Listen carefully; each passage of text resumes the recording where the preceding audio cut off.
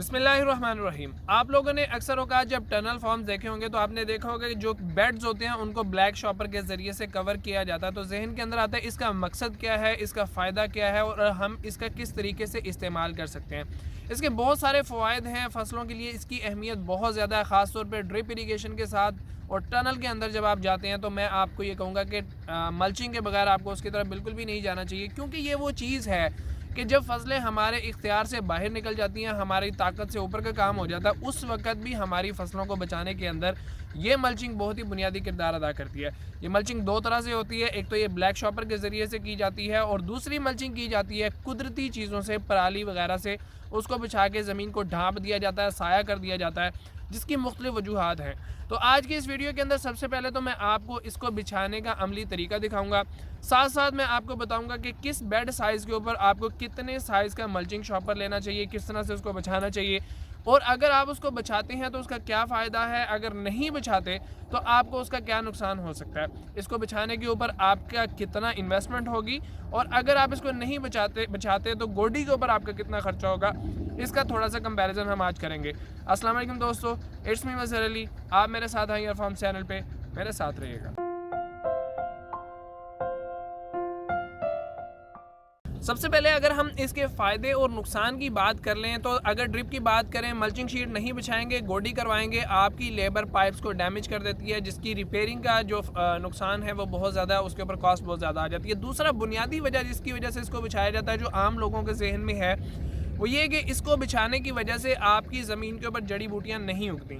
ये बिल्कुल सच है, बिल्कुल हकीकत है। ब्लैक मल्चिंग शॉपर अगर आप अच्छे तरीके से अपनी खेलों के ऊपर बिछा देते हैं तो आपकी फसल एंड सीजन तक जड़ी बूटियों से बड़ी हद तक महफूज हो जाती है।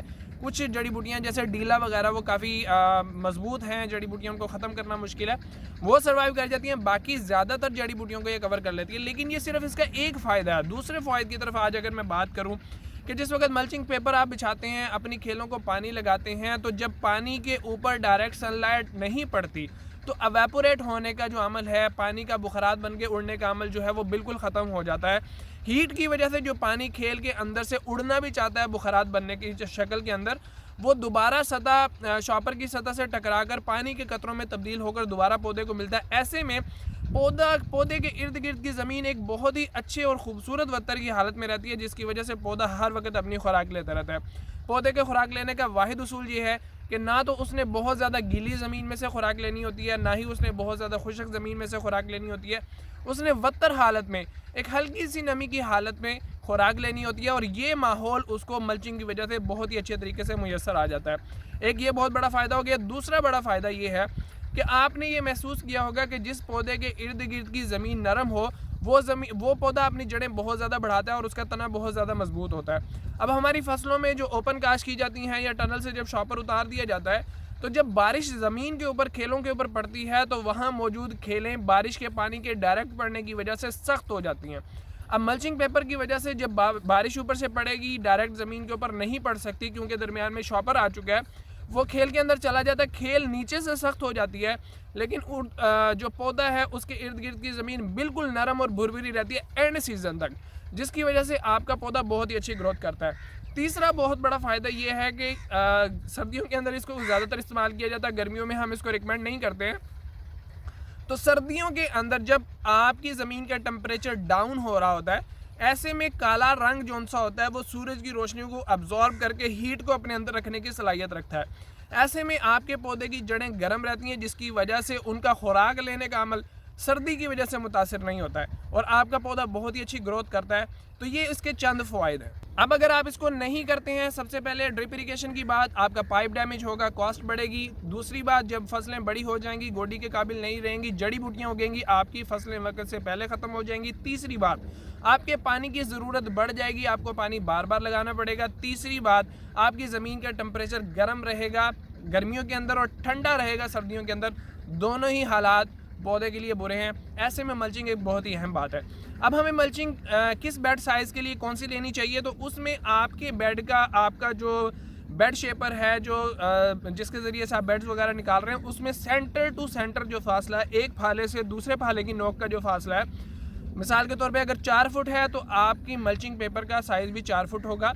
ये उस सूरत में है जब आप डबल बेड लगा रहे हैं। अगर आप किसी खेल की एक साइड लगाना चाहते हैं तो उसमें आप 2.5 फुट का शॉपर इस्तेमाल कर सकते हैं, जिसमें पौधे की इर्द गिर्द की जगह कवर हो जाती है। बाकी बेड के ऊपर अगर मल्चिंग नहीं भी है उसको बाद में कवर किया जा सकता है। इसमें आमतौर पे जो शॉपर यूज़ किया जाता है 4 फुट के बेड पे 4 फुट का यूज़ किया जाता है, 3 फुट के बेड पे 3 फुट का यूज़ किया जाता है। खेल की एक साइड पे लगाने के लिए 2.5 फुट का शॉपर यूज़ किया जाता है और ये सारे का सारा 2 गेज का इस्तेमाल किया जाता है। इसमें मुख्तलिफ क्वालिटीज़ हैं। जिलानी वालों का प्लास्टिक अच्छा होता है और रेट्स मुख्तलिफ मार्केट के अंदर मिलते हैं। 230 रुपये किलो से लेकर 260 रुपये किलो तक आपको मल्चिंग शॉपर मिल जाना चाहिए। 1 एकड़ के अंदर अगर आप उसको कम्प्लीटली कवर करते हैं तो 30 से 35 किलो आपका फ़ी एकड़ लग जाता है। तरबूज के पे उस पर उससे कम लगता है, मर्च पे 30-35 किलो इस तरह करके लग जाता है। बिछाने का तरीका ये है कि हम बेड्स वगैरह निकाल लेते हैं, उसके बाद हम इसके ऊपर 2 या 3 आदमी लगाते हैं। रोल को एक सरिये के अंदर या पाइप के एक टुकड़े के अंदर फंसा लिया जाता है ताकि वो आसानी से मूव हो सके। एक बंदा उसके एक सिरे को पकड़ के दूसरे सिरे पे ले जा के उसको खोल देता है। खोलने के बाद नीचे बिछा के उसके ऊपर मट्टी वगैरह गिरा दी जाती है ताकि दूसरे हिस्से से मेन रोल के पास से उसको काट के जब खींचा जाए तो वो इधर को मूव ना कर सके। मेन रोल के पास से उसको काटने के बाद अच्छी तरह से खींच के ज़मीन में मट्टी के साथ दबा दिया जाता है, खोल दिया जाता है। उसके बाद जो लोग ओपन फ्लड करते हैं वो लोग तो ऐसे करते हैं कि हर 10 फुट के बाद एक कस्सी का टप्पा उठा के ज़मीन मट्टी का वो उसके ऊपर रख देते हैं। हर 10 फुट के बाद एक एक टप्पा रख दिया जाता है, जिसकी वजह से शॉपर वक्ती तौर पर उड़ने से रुक जाता है। जब बाद में पानी फ्लड किया जाता है, पानी के फ्लड होने की वजह से जो शॉपर है वो मिट्टी के साथ चिपक जाता है और उसके उड़ने के चांसेस ख़त्म हो जाते हैं। लेकिन जो लोग ड्रिप इरिगेशन करते हैं, जैसा कि हम लोग हैं, हम ओपन फ्लड में नहीं लगाते, तो हम ना सिर्फ एक 10 फुट के हिसाब से टप्पा रखते हैं, बल्कि फिर उसके बाद एंड तक सारी खेलों के ऊपर रंबों के ज़रिए से मट्टी लगा दी जाती है। वजह ये होती है कि हवा जब शॉपर के नीचे से खाली जगह से दाखिल होगी तो क्योंकि शॉपर पानी ना लगने की वजह से खेल के साथ नहीं चिपका, हवा क्रॉस होती है और नीचे से भरने के बाद शॉपर को उड़ाने का सबब बनती है। तो इसलिए हम उसकी खेल को मुकम्मल कवर कर देते हैं। तो 2 तरीक़ों में से जो सा तरीका आप लोग इख्तियार करते हैं उस हिसाब से आप लोग शॉपर को बिछा सकते हैं। इसमें एक बात जो बहुत ज़रूरी होती है कि अगर आप लोग अपने मल्चिंग शॉपर को सही तरह से नहीं दबाते हुए बाद में हवा की वजह से उड़ जाता है तो यही मल्चिंग शॉपर जो आपके लिए फ़ायदे का सबब था आपके लिए अजाब बन जाता है। बार बार गोडियाँ करानी पड़ती हैं, ना सही तरह से गोडी होती है, ना सही तरह से पानी लगता है। इसलिए इसके ऊपर सही तरह से मेहनत करें, इसको सही तरह से करें। इस दफ़ा हमने किया कि हम बेशक ड्रिप के ऊपर पानी लगा रहे हैं, लेकिन हमने अपने खेत के ऊपर बाद में फ्लड इरिगेशन एक दफ़ा कर दिया ताकि शॉपर हमारा खेलों के साथ चिपक जाए और उसके उड़ने के चांसेस बहुत ज़्यादा कम हो जाए।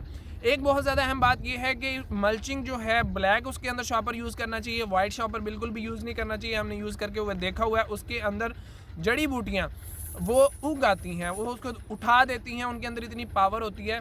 क्योंकि जब ब्लैक शॉपर उनको उगने ही नहीं देता, रोशनी क्रॉस नहीं हुई, उसके अंदर उगने का अमल शुरू ही नहीं हुआ। जबकि वाइट शॉपर जो सा है वो रोशनी को क्रॉस करता है, जिसकी वजह से उसके अंदर उगने का अमल शुरू हो जाता है और गंद बहुत ज़्यादा फैल जाता है। एक बात और इसके अंदर कि सर्दियों के अंदर आपको मल्चिंग करनी चाहिए, लेकिन गर्मियों के अंदर आपको मल्चिंग या तो कुदरती चीज़ों से करें, जैसे लकड़ी का बुरादा इस्तेमाल कर लें, चावलों की पराली इस्तेमाल कर लें। इस तरह की चीज़ों से कुदरती मल्चिंग करें जो आपकी ज़मीन की ज़रखेज़ी भी बढ़ाएंगे और आपकी ज़मीन को जड़ी बूटियों से महफूज रखेंगे, वतर को कायम रखेंगे। ब्लैक मल्चिंग शॉपर को गर्मियों के अंदर यूज़ नहीं करना चाहिए, इसको सिर्फ सर्दियों के अंदर आपको यूज़ करना चाहिए। टनल फार्मिंग और ड्रिप इरिगेशन इसके बगैर बिल्कुल भी नहीं करनी चाहिए, ये बहुत ही ज़्यादा अहम चीज़ है। मल्चिंग शॉपर से आपने फ़ायदा उठा लिया, लेकिन एक अगला स्टेप बहुत ज़्यादा ज़रूरी है कि जब आपकी फसल ख़त्म हो जाए तो इस मल्चिंग शॉपर को चुन के अपने खेतों से ज़रूर बाहर निकालें। अगर हर साल आप इसको खेतों से बाहर नहीं निकालते, आपकी ज़मीन के अंदर ये शामिल होता रहता है, तो कुछ सालों में आपकी ज़मीन के अंदर प्लास्टिक की इतनी ज़्यादा मिकदार शामिल हो जाएगी कि आपकी ज़मीन फर्टाइल नहीं रहेगी, आपकी ज़मीन ज़रखेज़ नहीं रहेगी, फसलों को उगाने के काबिल नहीं रहेगी। हमेशा हर साल जितनी भी दिहाड़ियाँ मज़दूरों की लगें वो लगा के अपने खेतों से ब्लैक मल्चिंग शॉपर का ज़रूर सफाया करें। ये 100 साल तक भी आपकी ज़मीन की जान नहीं छोड़ता है, ये बहुत ज़्यादा ज़रूरी स्टेप है। तो मैंने इस टॉपिक के अंदर तकरीबन ज़्यादातर बातें करने की कोशिश की है। अगर आपको इसके अंदर कुछ और सवालात हैं मुझे कमेंट करें, हम उसके ऊपर वीडियो बनाएंगे। उम्मीद है आप लोगों को मेरी सीरीज़ पसंद आ रही होगी, मेरी वीडियोस पसंद आ रही होंगी। पसंद आ रही हैं तो लाइक ज़रूर कीजिए, इनको शेयर ज़रूर कीजिए ताकि औरों का भी फ़ायदा हो। मेरे चैनल आईआर फार्म को ज़रूर सब्सक्राइब कीजिए। मज़हर अली को इजाज़त दीजिए। अल्लाह हाफ़िज़।